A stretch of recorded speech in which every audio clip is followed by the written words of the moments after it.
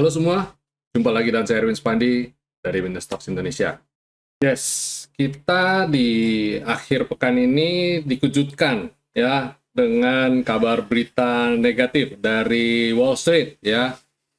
Teman-teman tadi kemarin tadi saya sempat share ya Silicon Valley Bank ya, second largest bank in US ya.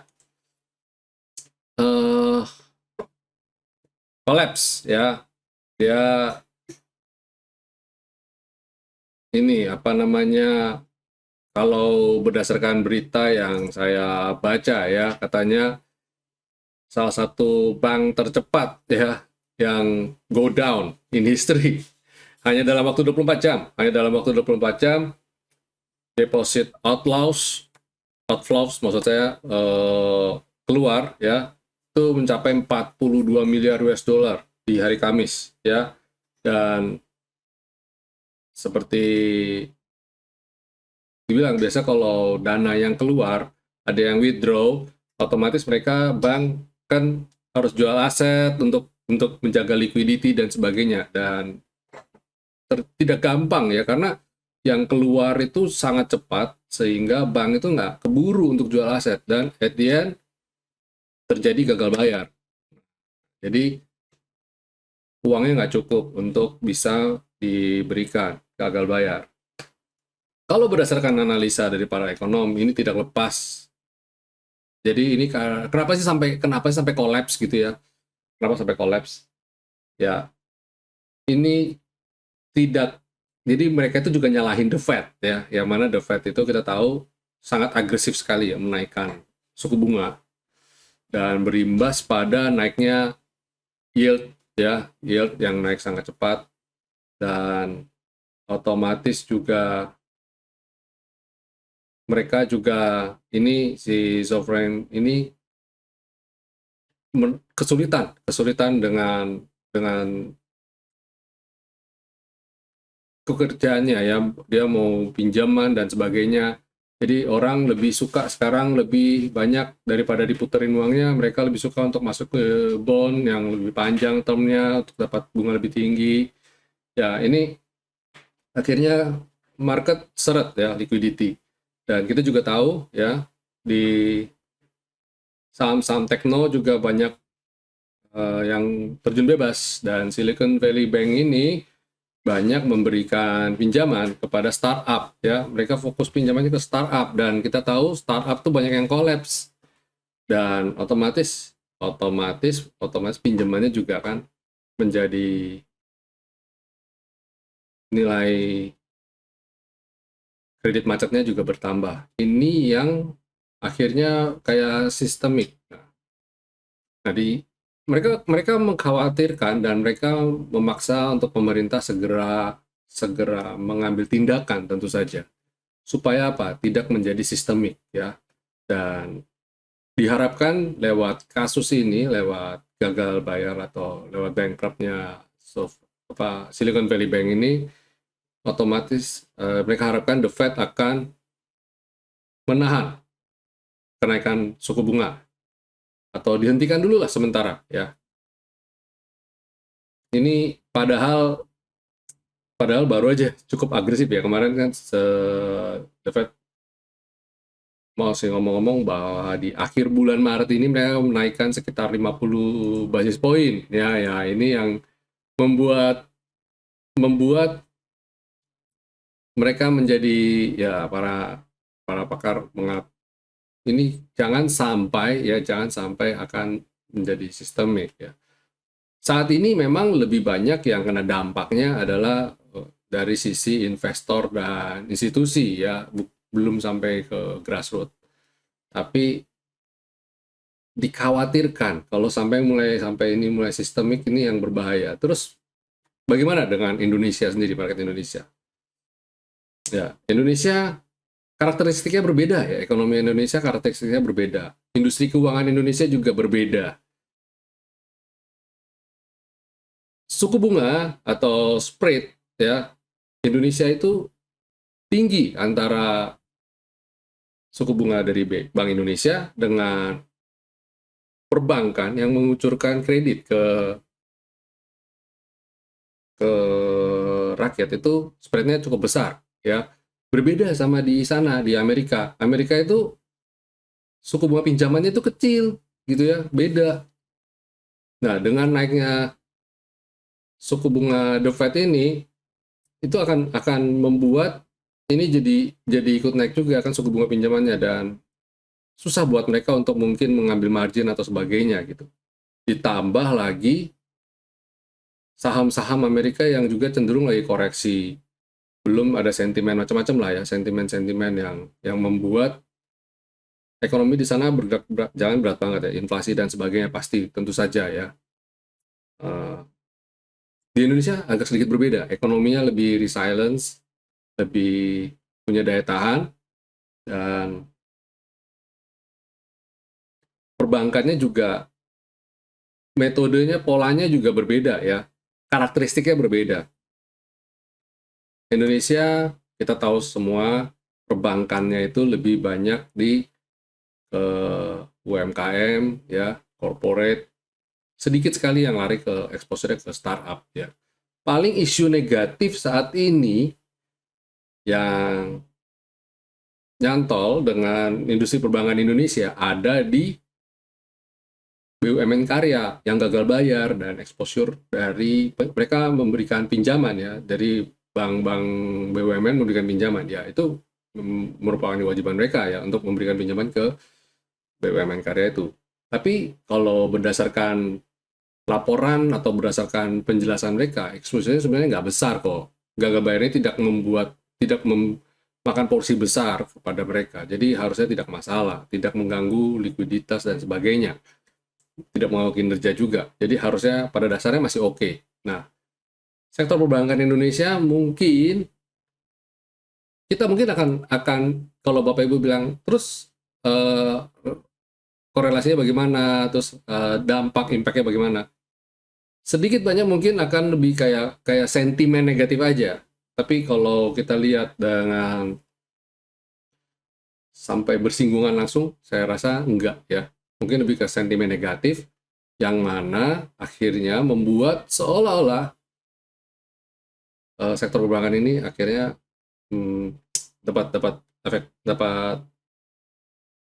menjadi jadi negatif gitu. Ya, kita kalau memang dasarnya invest ya, memang untuk invest, kita pakai ini sebagai kesempatan untuk kita belanja murah. Teman-teman tahu kan, memang di bulan Maret ini memang siklusnya cenderung agak koreksi ya.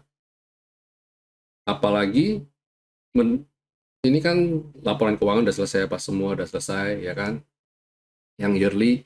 Jadi agak koreksi, nanti di bulan April mereka akan mulai musim earning lagi untuk laporan keuangan di kuartal pertama.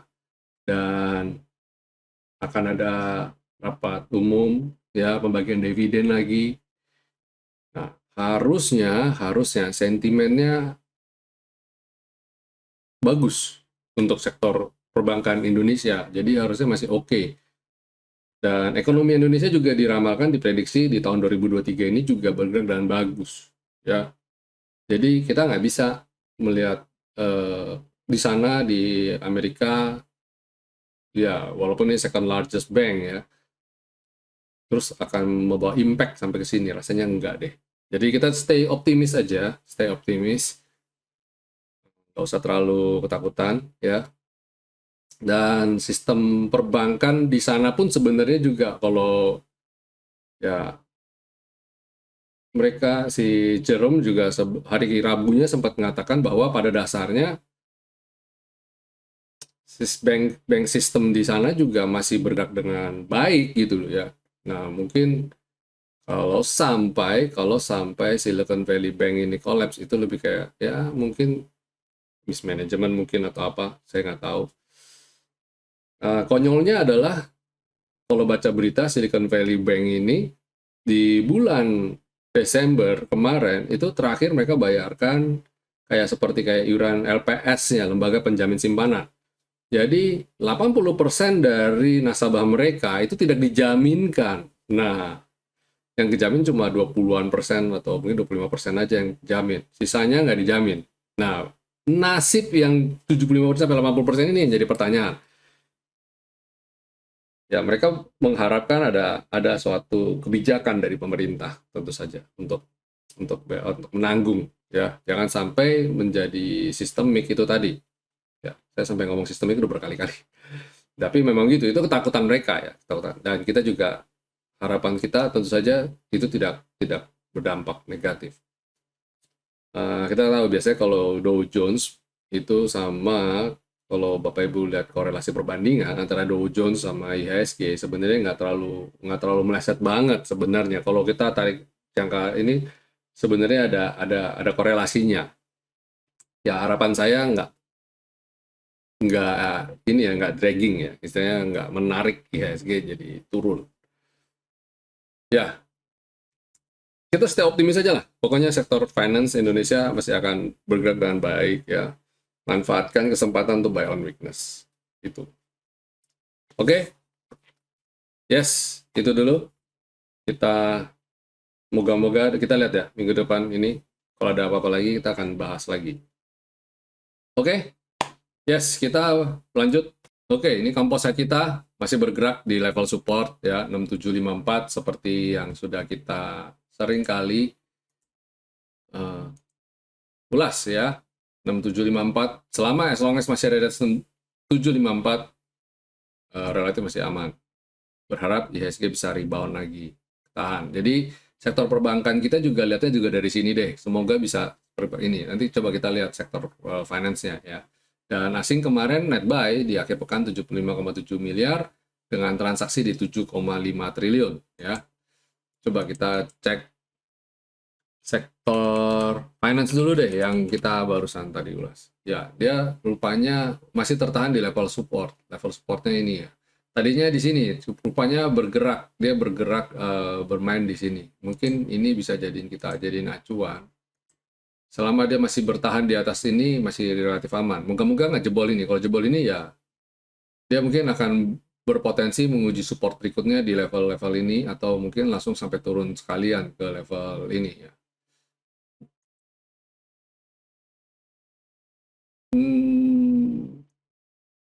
Moga-moga nggak sampai ke sini. Semoga ya. Oke, itu ini sektor finance. Jadi kalau dia masih tertahan, bisa rebound, berarti kita cukup aman, relatif cukup aman ya. Dan ya sektor basic bagaimana? Wah, udah disupport semua ya. Moga-moga bisa rebound minggu depan. Nah, ini. Cuma tetap kepanikan di market tetap berpotensi, masih berpotensi ya, masih bisa bergejolak. Jadi teman-teman semua fasten your seat belt ya. Nah, kalau kayak gini, bagaimana dengan emiten-emiten yang kemarin rally Arab berkali-kali? Ya, mungkin bisa kena sentimen, bisa kena sentimen. Nah, manfaatin untuk taking profit atau buy on weakness, ya. Bukan nakut-nakutin lo ya. Dan jangan tanya, Pak Erwin sudah jualan belum gitu ya. Oke, terus sektor energi. Sektor energi lagi disupport ya, potensi untuk rebound lagi masih terbuka. Mungkin saya lihat sektor ini yang pasti bisa jadi penopang indeks di minggu depan ya. Sektor basic, sektor energi, consumer juga. Oh, healthcare juga menarik ya. Bapak Ibu cermatin, ada beberapa sektor emiten di sektor healthcare yang menarik untuk dicermati. Sektor industri, aduh, ini bagus nih, udah nutup gap ya, moga-moga bisa segera rebound. Tapi emitennya belum nutup gap kayaknya. Coba nanti kita cek lah Astra International. Infrastruktur, lagi disupport ya, belum kemana-mana. Terus habis itu non-cycle, wow. Nah ini consumer ya. Di saat sektor finance mungkin akan ada gejolak, mungkin sektor ini bisa jadi penopang indeks juga. Consumer non-cycle sama consumer cyclical. Nanti coba kita cek consumer cyclicals. Tadi udah non-cycle. Yang cyclical gimana tadi? Sorry, tadi di awal udah saya lihat. Nah, ini dia juga lagi disupport ya. Moga-moga bisa segera mantul nih ya. Terus properti juga lagi udah disupport juga, bottom banget, spekulatif buy. Mungkin cari emiten-emiten yang yang di bottom support banget ya. Saya sendiri sih kalau sektor finance koreksi malah kesempatan buat saya untuk belanja ya. Tekno juga lagi disupport. Transportasi ya, transportasi moga-moga bisa segera rebound ya. Lagi disupport juga. Nah, kalau lihat di secara sektoral lagi udah disupport semua, jadi mungkin bisa ada technical rebound. Harapan saya sih Indonesia di minggu depan cukup relatif cukup aman ya, teman-teman. Ya, oke. Terus kapan nggak aman ya, Pak? Nah, gini, mungkin orang mungkin di awal-awal masih belum terlalu aware atau belum kelihatan dampaknya, masih cukup optimis. Nanti setelah beberapa hari, setelah kita lihat kalau mamanya pemerintah Amerika kok belum ada atau responnya lamban atau gimana, nah mungkin kepanikan itu, rasa takut itu akan mulai sampai ke sini gitu. Sementara mungkin nggak terlalu ya, mungkin minggu ini sampai paruh minggu, tengah minggu ke depan tuh masih cukup aman. Hari Rabu mungkin masih oke. Nah, Kamis Jumat ini yang saya akan lihat pantau-pantau juga ya. Jadi hati-hati ya, market bakal bergelonjal minggu depan. Oke, ya masuk segmen berikutnya itu rekomendasi buat minggu depan apa sih yang bisa kita belanja ya. Sektor healthcare saya melihat ini cukup menarik nih, Omed ya. Transaksi juga udah lumayan dan lagi disupport juga bottom banget. Kalau lihat weekly-nya dia itu lagi di bottom sekali. Harga saat ini adalah harga IPO-nya dia. Ya harusnya cukup oke lah ya. Dan FYI emiten ini sebenarnya di sektor kebutuhan supplier rumah sakit, alat-alat medis, dia market leader, jadi harusnya akan masih oke. Nggak cuma bicara mengenai masker ya, ini bicara mengenai equipment secara keseluruhan ya. Harusnya ini emiten masih akan bagus ke depannya. Terus habis Omed ada Unilever. Nah, Unilever ini juga di bottom banget. Nah, kalau lihat weekly-nya, ini kayak istilahnya kayak it's now or never, atau kalau nggak kayak ultimatum buat si Unilever. Lu kalau lu turun lagi, udah that's it, you the end. Lebih kayak gitu, kayak di ultimatum ya. Karena apa? Karena nah ini beberapa waktu ini sempat jadi support, dia rebound, kemudian jebol. Nah ketika dia rebound, dia berhenti di support ini, kemudian dia rebound lagi. Nah sekarang dia lagi ada di sini. Resistan ya. Dulu resistan, sekarang jadi support. Nah ini kalau dia nggak rebound, ya akan kurang baik ya. Ya itu Unilever di weekly. Jadi harusnya ada technical rebound dulu lah. Technical rebound pendek. Terus selain Unilever, teman-teman boleh cermati emiten rokok juga boleh ya.